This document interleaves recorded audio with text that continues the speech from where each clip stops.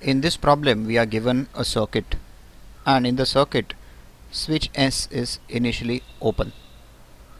In this condition there will be certain charges on this capacitor and on this capacitor and also on this capacitor. Now when this switch is closed, the circuit itself changes, and hence these particular charges, this and this and this, may undergo a change. In the process of changing the charges on the capacitors, the battery may provide a charge to the capacitors, and this charge flows through segment AB. We have to find what is the charge which flows through segment AB after the switch S is closed. The first step is to find the charge on each of the three capacitors initially, that is when the switch is open. To do so, we analyze the circuit by assuming that this particular branch containing the switch is absent because the switch is opened, so we can redraw the circuit like that. Now to find the charges on the capacitors, we can replace the 5 microfarad parallel 5 microfarad part of the circuit with a single capacitor of 10 microfarad, and then the circuit looks like this. In this circuit we have replaced the 5 microfarad parallel 5 microfarad part of the circuit with a single 10 microfarad capacitor. And since these two capacitors are in series, we know that they will have the same charge, which I assume to be Q. Now the potential differences across the two capacitors will be V1 and V2, and we know V1 to be Q divided by C1, which is of course Q divided by 10 microfarads. Remember, if the capacitance here is in microfarads and V1 here is in volts, then Q here must be in microcoulombs. Similarly, we are aware that V2 equals Q divided by 5 microfarads, and when I add V1 and V2, I know that I must get the total potential difference across the two capacitors, which is 30 volts. So my equation becomes Q by 10 plus Q divided by 5 is equal to 30 volts, and when I solve this equation I get a value of Q equal to 100 microcoulombs. So I put this value of Q over here, and I also put it over here. So my circuit looks like 100 microcoulomb on this plate, which means minus 100 microcoulomb on this plate, and 100 microcoulomb and minus 100 microcoulombs on these two plates. Now this means that there is a 100 microcoulomb charge on this plate and a minus 100 microcoulomb charge on this plate, and it also means that a total charge of 100 microcoulombs has been supplied by the battery into this side of the circuit, and by symmetry the 100 microcoulomb charge splits into two equal parts, which would mean that there is a 50 microcoulomb charge on this plate of this capacitor, and there is a 50 microcoulomb charge on this plate of this capacitor. Likewise, there is a minus 50 microcoulomb charge on this plate as well as a minus 50 microcoulomb charge on this plate. Now we recall that there is a switch in a circuit which is across this 5 microfarad capacitor like this, and in the second part of the problem the switch is closed, so effectively you have got a short circuit, that is a zero resistance in parallel with the 5 microfarad capacitor. And we are aware that the potential difference across a short circuit is equal to 0, so that would mean that the potential difference across this capacitor will now become equal to 0, and that would also mean that the charge on that capacitor, which I call Q, that's of course given by C multiplied by V, is equal to 0. In other words, the charge on the capacitor becomes equal to 0, and that situation is shown in this figure. You can note that the charges on these two plates are 0 microcoulombs and 0 microcoulombs, and the charge on each of these capacitors by symmetry is Q1. So I have Q1 on the LHS plate of each of these capacitors and minus Q1 on the RHS plates. And to solve for Q1, I replace this particular parallel combination with 10 microfarad, and I redraw the figure like this. So the charge on the 10 microfarad capacitor will now be the addition of these two charges, which is 2Q1, and then of course I can solve this circuit. I know, for example, that the entire potential difference of 30 volts appears across this capacitor, the reason being that the voltage across this capacitor is equal to 0.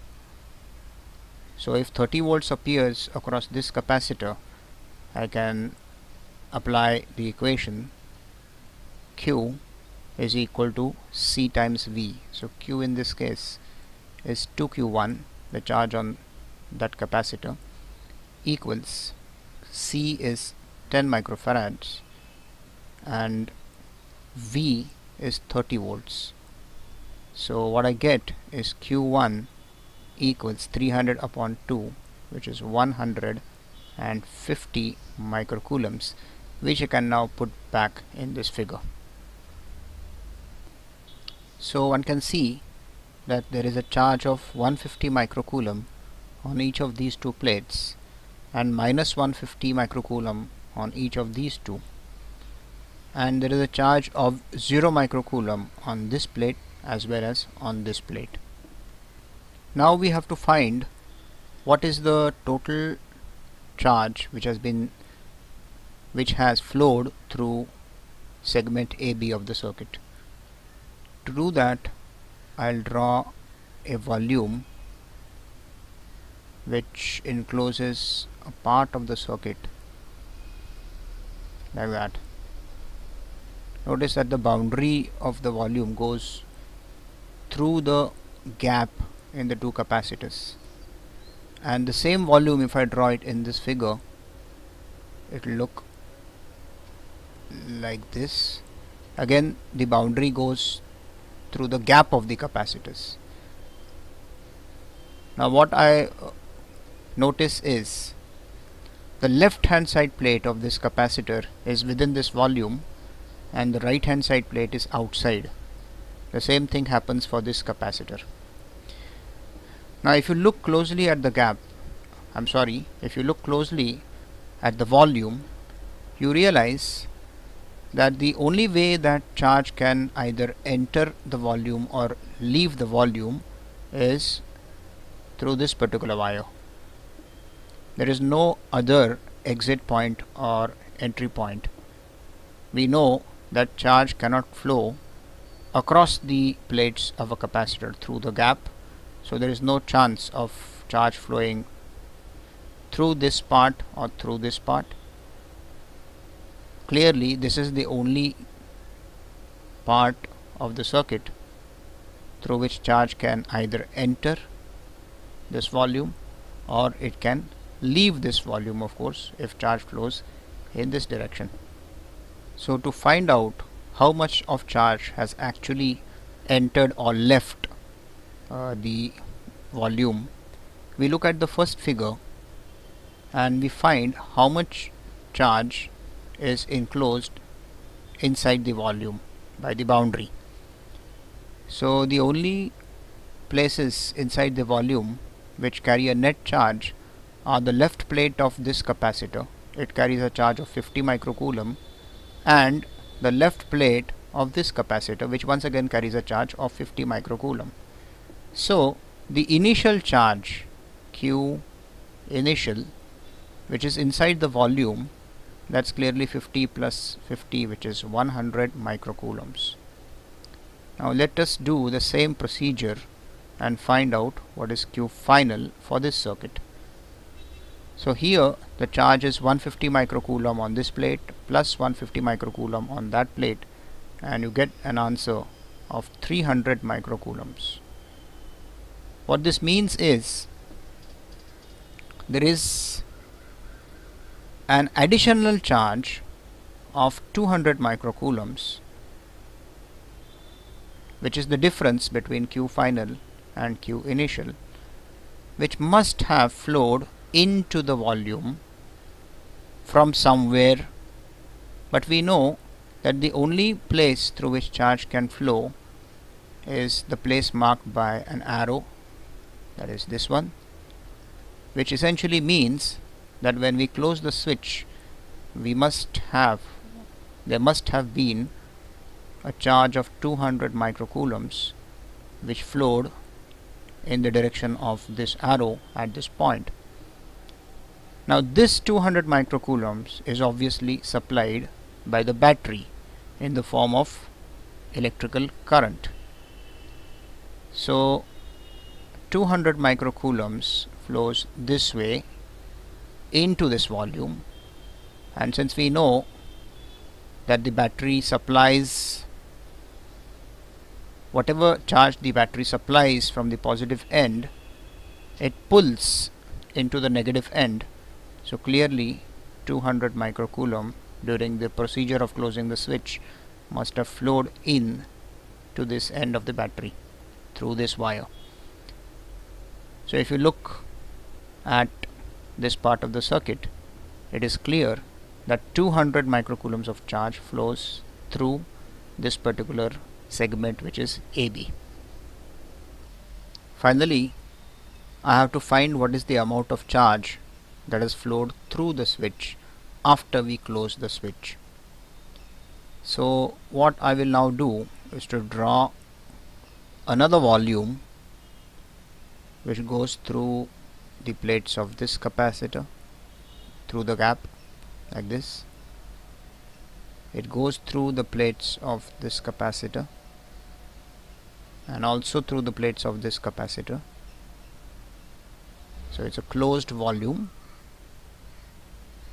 and if we look at this volume, we realize that the only way that charge can either enter or leave this volume is obviously not through the gap of any of these capacitors, but it is through this particular switch. That is to say, when the switch is closed. So when the switch is closed, we can observe charge, or we may observe charge flowing into the volume through this particular wire, which means that charge can flow through the switch only. Now the same volume, if I draw it for this part of the figure, for this figure rather, the volume will look like this. It goes through the plates of this capacitor, through these plates, and of course through these plates. It cuts through the switch, and I complete the volume like that. Now since charge can only flow into the volume or out of the volume through the switch, all we really have to do is to find the initial charge inside the volume and the final charge in the volume and compare it and compare them, that is, and the difference in those charges must have been supplied by charge which flows through the switch. So clearly the initial charge in this volume, which I write as Q initial, that must be, let's see, there is a, before the switch is closed, that is when the switch is open, there is a plus 100 microcoulomb charge on this plate which is inside the given volume, and there is a minus 50 microcoulomb on this plate which is once again inside the given volume, and similarly there is a minus 50 microcoulomb on this plate. So when I add them, 100 minus 50 minus 50, 100 minus 50 minus 50 is 0 microcoulomb. So my charge initially inside the volume is 0 microcoulombs. Now let's find out what is the final charge inside this volume. So here on this plate it's 0 microcoulomb, on this plate it's minus 150 microcoulomb, on this plate it's again minus 150.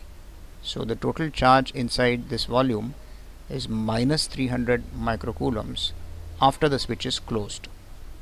So what that means is when I close this switch here, I get a total charge of minus 300 microcoulombs flowing through the switch in this particular direction, which would also equivalently mean that I get a charge of 300 microcoulombs flowing through the switch in this direction.